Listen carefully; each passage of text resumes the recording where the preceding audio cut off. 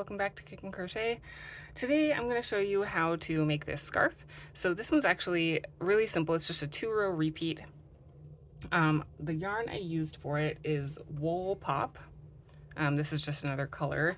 And Wool Pop is 50% bamboo, 35% superwash wool, and 15% polyamide. It's a 3-weight, so it's like a DK weight. You could use any yarn you want. The beauty of this is because it is such a simple repeat, you really could use anything. So any yarn you want and an appropriate crochet hook. So I'm using Wool Pop, which is a DK weight yarn, and a size G crochet hook. This one's an Odyssey hook from Furls. Again, you can use whatever hook you want. So you'll need 3 colors, or again, you can make it your own, do as many different stripes as you want. And the beauty of this is that, like I said, a 2-row repeat, but you can make it any stitch count. The stitch repeat is just 1 stitch, so it's super simple.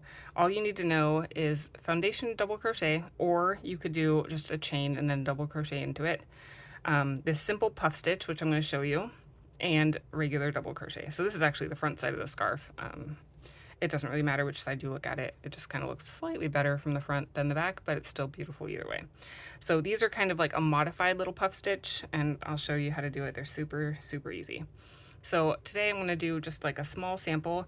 If you want, this scarf is about 70 inches long, and that is, I think it was 267 stitches across, but you can make however many stitches you want to get the length that you want. So we'll get our yarn.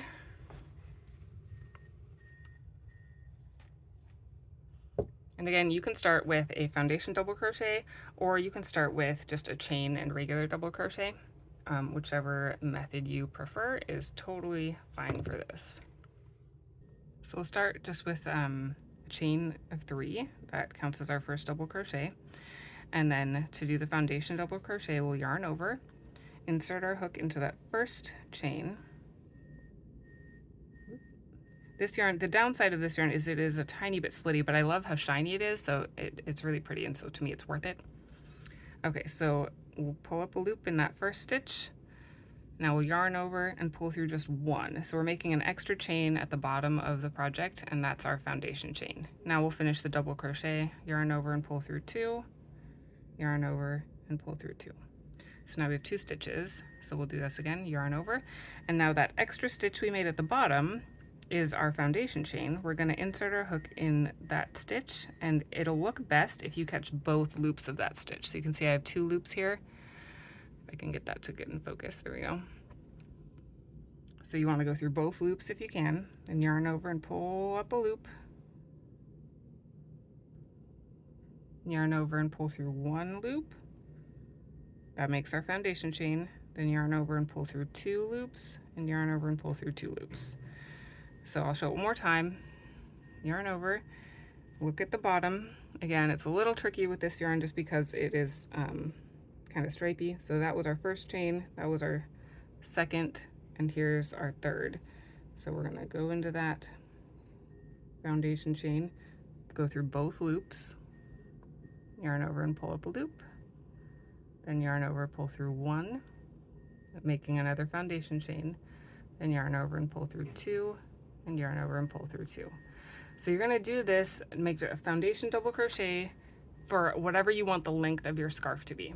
So I'm just going to do a sample here. I'll probably do 10 just to get a good example of what it's going to look like.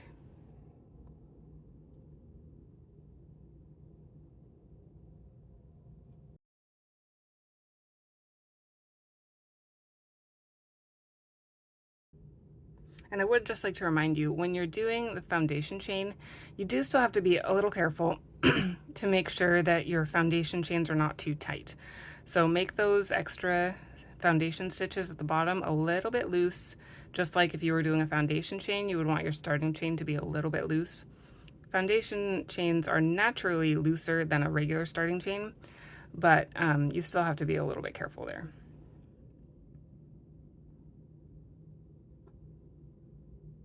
You can see here I actually made a mistake on my foundation chain. That's what I get for looking at the camera instead of my work.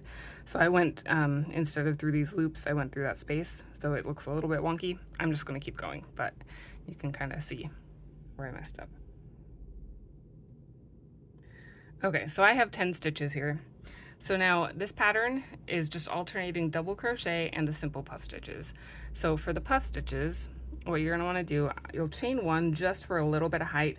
This does not count as a stitch on the puff row, and turn the work over.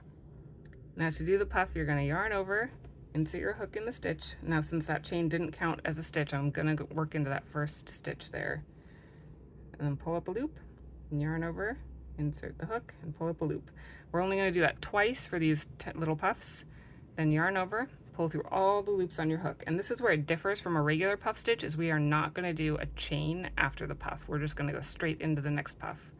So we'll yarn over, insert hook in the next stitch, and pull up a loop.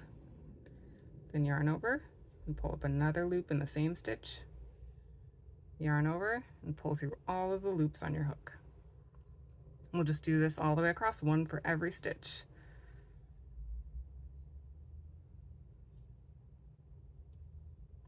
And you can kind of determine how tall these puffs are by how tall you pull your loops up. I try to make them about the same height as my double crochet rows, maybe a little bit taller.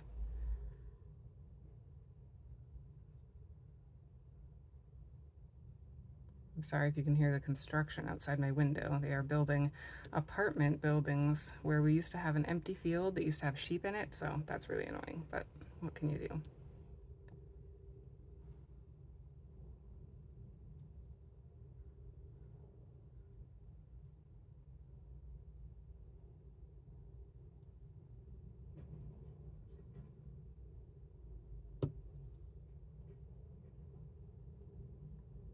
Okay, and we are gonna work into our turn chain, so that's our last stitch. Again, it's gonna look better if you can get through both those loops of that last chain, which I'm having trouble doing right now. So I go through both the loops of the chain, just makes it look just a little bit better. And then we're still doing that puff, so we'll yarn over, go in the same place, and pull up another loop, and finish that puff.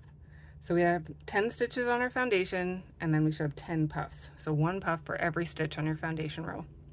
Now for the next row, we're just going to do double crochet. So we'll chain 3, and that counts as the first double crochet.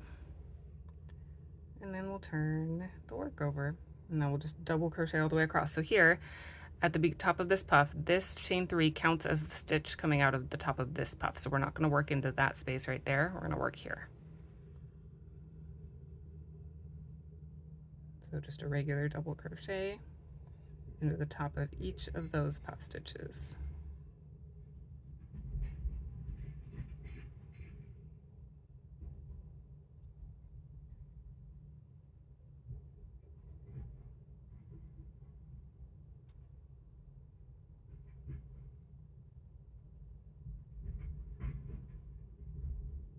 And now here at the end, it looks a little confusing because you're like, oh, is this a stitch or not? Yes, this is a stitch.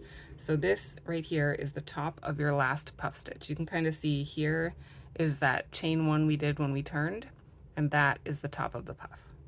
So we're still going to do a double crochet here to finish this row. And you can kind of check yourself, especially if you do like a swatch, just to get used to the technique and make sure you have the right number of stitches. So 1, 2, 3, 4, 5, 6, 7, 8, 9, 10. I should still have 10 stitches. We're never increasing or decreasing.